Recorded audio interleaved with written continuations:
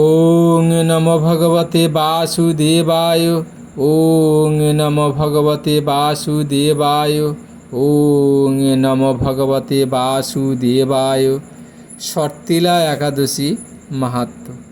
মাঘ মাসের কৃষ্ণপক্ষের শর্তিলা একাদশীর মাহাত্ম্য ভবিষ্যোত্তর পুরাণে বর্ণিত আছে। যুধিষ্ঠির মহারাজ বললেন, হে জগন্নাথ, মাঘ মাসের কৃষ্ণপক্ষের একাদশী তিথির নাম কি, বিধিই বা কী, এবং তার কী ফল সবিস্তারে বর্ণনা করুন। তদুত্তরে ভগবান বললেন, হে রাজন, এই একাদশী শর্তিলা নামে জগতে বিদিত। এক সময় দালভ্য ঋষি মুনিশ্রেষ্ঠ পুলস্ত্যকে জিজ্ঞাসা করেন, মর্তলোকে মানুষেরা ভ্রূণ হত্যা, গো হত্যা, অন্যের সম্পদ হরণ আদি পাপ কর্ম দ্বারা নরকে গমন করে, যাতে তারা নরক গতি থেকে রক্ষা পায়, তা যথাযথভাবে আমাকে উপদেশ করুন। অনায়াসে সাধন করা যায় এমন কোন কাজের মাধ্যমে যদি তাদের এই পাপ থেকে উদ্ধারের কোনো উপায় থাকে তা বলুন।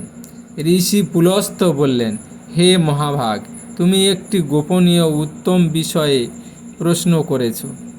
মাঘ মাসে শুচি, জিতেন্দ্রিয়, কাম ক্রোধ আদি শূন্য হয়ে স্নানের পর সর্বদেবেশ্বর শ্রীকৃষ্ণের পূজা করবে। পূজাতে কোনো বিঘ্ন ঘটলে কৃষ্ণ নাম স্মরণ করবে। রাত্রিতে অর্চনান্তে হোম করবে। তারপর চন্দন, অগুরু, কর্পূর, শর্করা প্রভৃতি দ্বারা নৈবেদ্য প্রস্তুত করে ভগবানকে নিবেদন করবে। কুষ্মাণ্ড, নারকেল অথবা 100 গুবাক দিয়ে অর্ঘ্য প্রদান করবে। কৃষ্ণ কৃষ্ণ কৃপালুস্তম গতিনাঙ্গতির ভব ইত্যাদি মন্ত্রে শ্রীকৃষ্ণের পূজা করতে হয়। কৃষ্ণ আমার প্রতি প্রীত হন বলে যথাশক্তি ব্রাহ্মণকে জলপূর্ণ কলস, ছত্র, পাদুকা, গাভী, তিল পাত্র দান করবে। স্নান দানাদি কার্যে কালো তিল অত্যন্ত শুভ। হে দ্বিজোত্তম, ওই প্রদত্ত তিল থেকে পুনরায় যে তিল উৎপন্ন হয় তত বছর ধরে দানকারী স্বর্গলোকে বাস করে। তিল দ্বারা স্নান, তিল শরীরে ধারণ, তিল জলে মিশিয়ে তা দিয়ে তর্পণ, তিল ভোজন এবং তিল দান, এই 6 প্রকার বিধানে সর্বপাপ বিনষ্ট হয়ে থাকে। এই জন্য এই একাদশীর নাম শর্তিলা। হে যুধিষ্ঠির, এক সময় নারদ এই শর্তিলা একাদশীর ফল ও ইতিহাস সম্পর্কে জানতে চাইলে যে কাহিনী আমি বলেছিলাম তা এখন তোমার কাছে বর্ণনা করছি। পুরাকালে মর্তলোকে এক ব্রাহ্মণী বাস করত। সে প্রত্যহ ব্রত আচরণ, দেব পূজা পরায়ণা ছিল। উপবাসক্রমে তার শরীর অত্যন্ত ক্ষীণ হয়ে গিয়েছিল। সেই মহাসতী ব্রাহ্মণী অন্যের কাছ থেকে দ্রব্যাদি গ্রহণ করে দেবতা, ব্রাহ্মণ, কুমারীদের ভক্তিভরে দান করত, কিন্তু কখনো ভিক্ষুককে ভিক্ষাদান ও ব্রাহ্মণকে অন্ন দান করেনি। এইভাবে বহু বছর অতিক্রান্ত হলো। আমি চিন্তা করলাম, কষ্টসাধ্য বিভিন্ন ব্রত করার ফলে এই ব্রাহ্মণীর শরীরটি শুকিয়ে যাচ্ছে। সে যথাযথভাবে বৈষ্ণবদের অর্চনা করেছে, কিন্তু তাদের পরিতৃপ্তির জন্য কখনো অন্নদান করেনি। তাই আমি একদিন কাপালিক রূপ ধারণ করে তামার পাত্র হাতে নিয়ে তার কাছে গিয়ে ভিক্ষা প্রার্থনা করলাম। ব্রাহ্মণী বলল, হে ব্রাহ্মণ, তুমি কোথা থেকে এসেছো, কোথায় যাবে তা আমাকে বলো। আমি বললাম, হে সুন্দরী, আমাকে ভিক্ষা দাও। তখন সে ক্রুদ্ধ হয়ে আমার পাত্রে একটি মাটির ঢেলা নিক্ষেপ করল। তারপর আমি সেখান থেকে চলে গেলাম। বহুকাল পরে সেই ব্রাহ্মণী ব্রত প্রভাবে সশরীরে স্বর্গে গমন করল। মাটির ঢেলা দানের ফলে একটি মনোরম গৃহ সে প্রাপ্ত হলো। কিন্তু হে নারদ, সেখানে কোনো ধান ও চাল কিছুই ছিল না।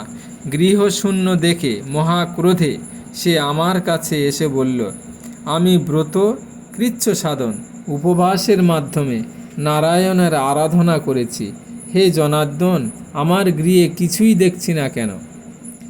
হে নারদ, তখন আমি তাকে বললাম, তুমি নিজ গৃহে দরজা বন্ধ করে বসে থাকো। মর্তলোকের মানবী সশরীরে স্বর্গে এসেছে শুনে দেবতাদের পত্নীরা তোমাকে দেখতে আসবে, কিন্তু তুমি দরজা খুলবে না। তুমি তাদের কাছে শর্তিলা ব্রতের পূর্ণ ফল প্রার্থনা করবে।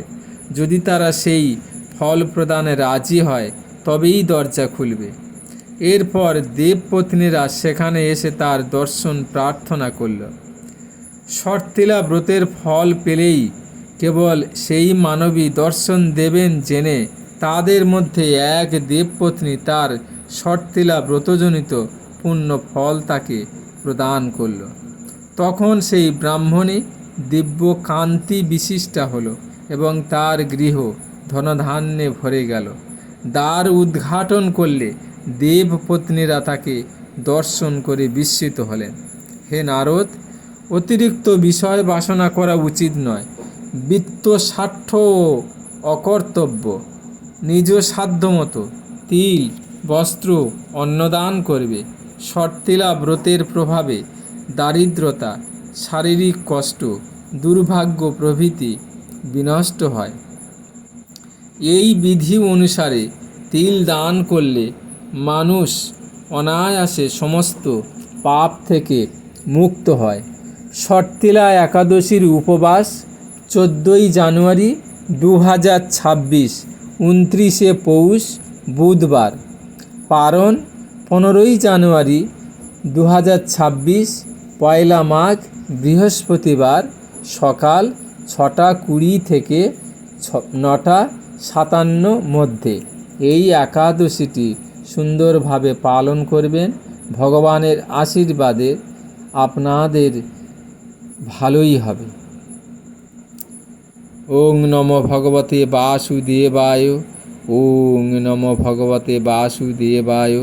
ওং নমো ভগবতে বাসুদেবায়।